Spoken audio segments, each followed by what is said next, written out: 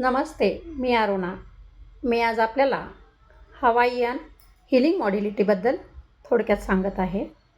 Hawaiian healing मॉड्युलिटी काय आहे? होओपोनो prayer. होओपोनोपोनो काय आहे? यामध्ये एक 4 वाक्य आहेत. I am sorry, please forgive me, thank you, I love you. आपल्या जीवनामध्ये जी काही परिस्थिती असते, जिथं आपल्याला स्टक निर्माण झाल्यासारखा वाटतो, आर्थिक असेल, रागाची असेल, भीतीचे असेल, दडपणाचे असेल, गिल्टचे असेल इव्हन, तर त्या परिस्थितीतून आपल्याला हील करून त्याच्यातून बाहेर निघायचं असेल तर कोणत्याही सिच्युएशनमध्ये आपण ही प्रेयर म्हणू शकतो. आणि सॉरी का म्हणायचं? पण इथं सॉरी आपण एखाद्या व्यक्तीला, ठिकाणाला काही म्हणत नाही आहेत, तर त्या आपल्यामध्ये निर्माण झालेल्या ज्या कोणत्या कारणाने असेल, लेट गो. कोणत्याही कारणाने ती परिस्थिती आली असेल, त्या खोलात आपल्याला जायचं नाही, त्या सिच्युएशनमधून आपल्याला बाहेर निघायचे, तर ते हील करण्याची मॉड्युलिटी ही आहे.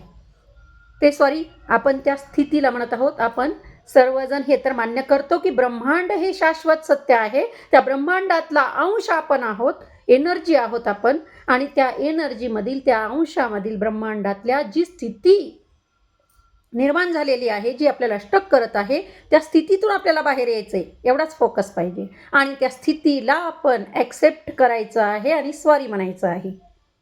अंडरस्टँड? काय होतं ह्या सॉरी म्हणण्यानं? तर हिलिंगची प्रोसेस चालू होते.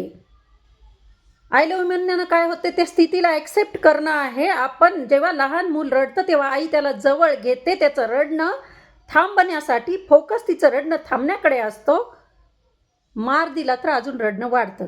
म्हणजे ती स्थिती तिनं, त्या आईनं ॲक्सेप्ट केली त्या लहान बाळाची, रडणं थांबतं. थँक्यू, कृतज्ञतेचा भाव. फॉरगिव्हनेस, कृतज्ञतेचा, ग्रॅटिट्यूडने ही प्रोसेस करून बघा. थँक्यू.